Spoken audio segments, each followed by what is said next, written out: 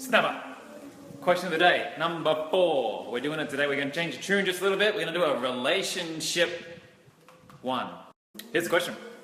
How do I get my partner, how do I get my spouse to be more XYZ? How do I get them to be more inspired, more motivated, more entrepreneurial? If you don't have a partner, if you don't have a spouse, keep watching anyway, because the principles some of the principles I'm going to teach it still applies. And it also could apply for sons, daughters, mothers, fathers, uncles. It applies to anything. It's not just intimate relationships, right? Step 1, like most of my teachings, like most of my lessons, we're going to start with breaking fantasies. Most people have just got fantasies. They're infatuated with the idea of their partner being a certain way. And because they're infatuated with their partner being a certain way, they want to change them. They got this, you should be doing this or you shouldn't be doing that mentality. They want to change the partner. Check this out. We infatuate with people who are like us. People who have the same values as us, we're attracted to them. But, interestingly, nature has this thing going on where we attract our opposite. We end up being with the opposite. We're infatuated with the people like us, but we attract the opposite. And it's 100% perfection. It's divine order. We attract our opposite, so they do the things that we don't want to do, and we do the things that they don't want to do. It's perfect like that, having a partner that's different. But we get on the social media, and we bloody see all these guys and these girls, and they just like us, and they're really attractive and stuff. They're like, oh God, I wish my partner was like that. Money and entrepreneurialism is one that I see a lot. A lot of guys, they're entrepreneurial guys, and they want entrepreneurial girls. Do you really want that? The idea of it's very intoxicating. The idea of it's good in theory, but in reality, it's not as what it's cracked up to be.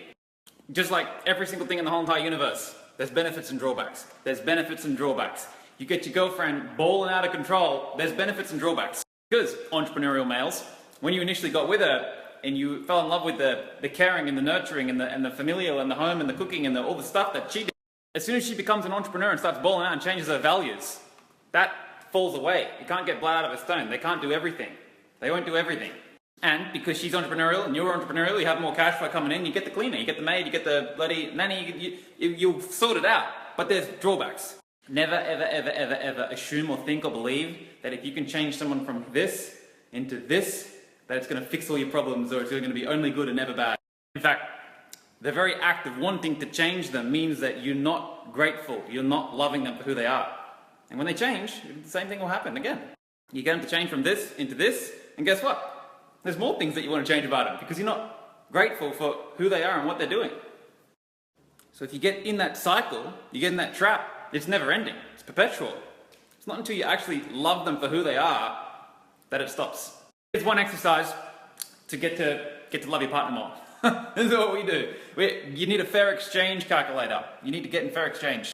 If you're the monetary provider if you contribute more money to the relationship than the other person, write down exactly how much you bring in and provide to the team per week.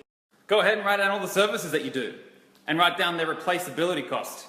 If you do the cleaning, you do 2 hours of cleaning a week, figure out how much would it cost to get a cleaner. You do cooking, write down how much would it cost to get a chef in to cook. Write it all down, monetize it. This person, write down monetarily what they're bringing. Tally both of the columns up, add it up, and see which party is bringing more and which party is bringing less.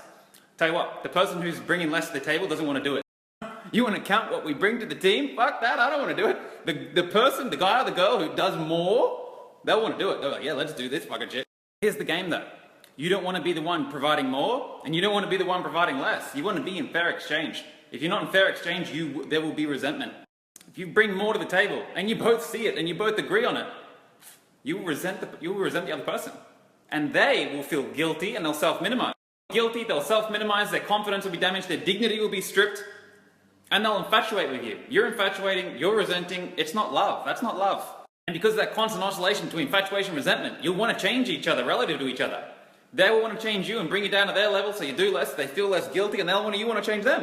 You'll want to change them because you're pissed off that you keep having to support them, and so you want them to hustle, you want them to get their shit together. So you want to change them, but you're not honouring each other, you're not loving each other. You guys see all the meals that I have here, Robin made for me. I know exactly to the dollar what each meal is, what it's worth to me. That's how we're in fair exchange. I don't lift a finger in the kitchen, I don't clean a thing, I don't pick up a skerrick of dust, I don't do anything. I don't know how to work the washing machine, but we're in 100% fair exchange. Sometimes we tell people this, and like, oh, that's sexist, or that's this, or that's that. I'm like, no, that's fair exchange, that's love. When we serve each other, we are both giving ourselves permission to do what we do best and bring to the team something that the other person is not as efficient at doing. And we bring it in fair quantities. So when we're doing service, when I'm paying the bill or when I'm doing this, I do it with love because I know what it's paying for.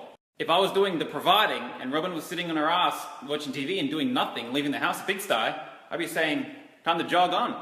But because we sit down and we've done the lists and we know we're in fair exchange, there's no resentment. There's not, oh, this fucking bitch. It's just love. That's what I call teamwork. That's the definition of a power couple, if you ask me. You're good at that, you're good at that, you've both talked about it and you've given each other permission to go and do what you're good at and bring it to the team. Now, sometimes couples are in fair exchange, but because of their teaching and their conditioning, they haven't done the list and they're not consciously aware of it. I was at a wedding recently and one of the guy, the sermon or whatever you call him, was up there doing the thing and reading the shit. He was saying, love doesn't keep score and all this. And I was thinking, bullshit. Scallywags are living in a fairy tale. Love doesn't keep. Everyone keeps score. You know where you fit. You know if you're more empowered, less empowered, disempowered. You know it. You know where you are. At least you think you know where you are. And that can cause trouble. If you're not both consciously and neutrally aware of where you are and what you're bringing, you'll run yourself into trouble. Because if you're not in fair exchange, you'll run into trouble. And if you think you're not in fair exchange, even if you are, you'll run into trouble. Can't stress more the fair exchange thing. You gotta bring your fair exchange.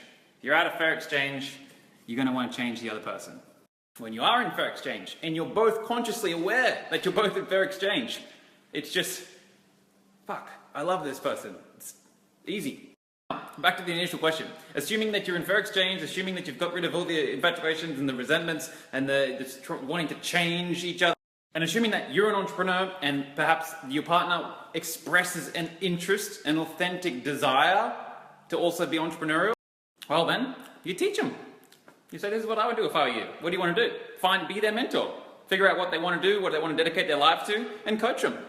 Suggest some books to read, have meetings, do goal setting, talk with each other, be their accountability coach. Push them, challenge them, support them, be their coach. But if they don't want it, they don't want it. Some people project what they think that the partner should want. That's not love. That's called you're infatuating with a particular ideal. I have some more to say on the topic. Robin and I are thinking about doing like a show, like a live stream / YouTube thing. Would you guys be interested in that? Would you watch it if we did it? Perhaps once a week or something. It would be like I don't know if it would be like dinner with Robin and Lewis or some fucking show. We'll do education, we'll do health, we'll do money, we'll do it all. Let me know if you'd be interested in that kind of thing. Follow my girlfriend Robin. This is her bloody Snap space. She's doing some cool shit for the next 80 days as well. Some of you already know. And also over the weekend, I'm taking a break from the question of the day. We'll resume on Monday, but your job is this: send bloody good questions. Saturday, Sunday, send good questions.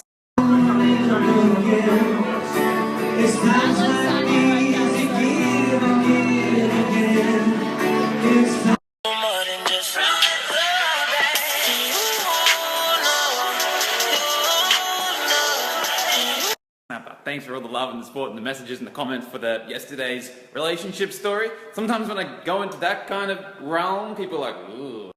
There's so much more I want to talk about. I can go a lot deeper than that.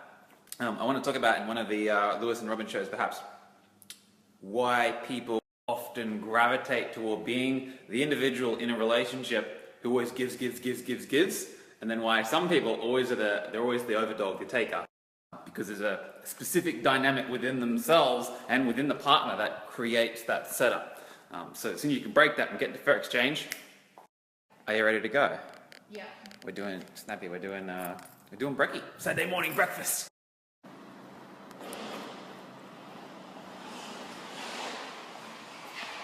Yes, I'll have a bit.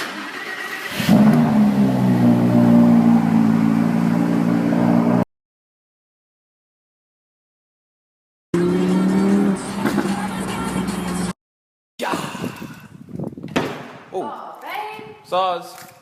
Oh, he stacked it. He's in the drink. No. He's in the drink. How cool is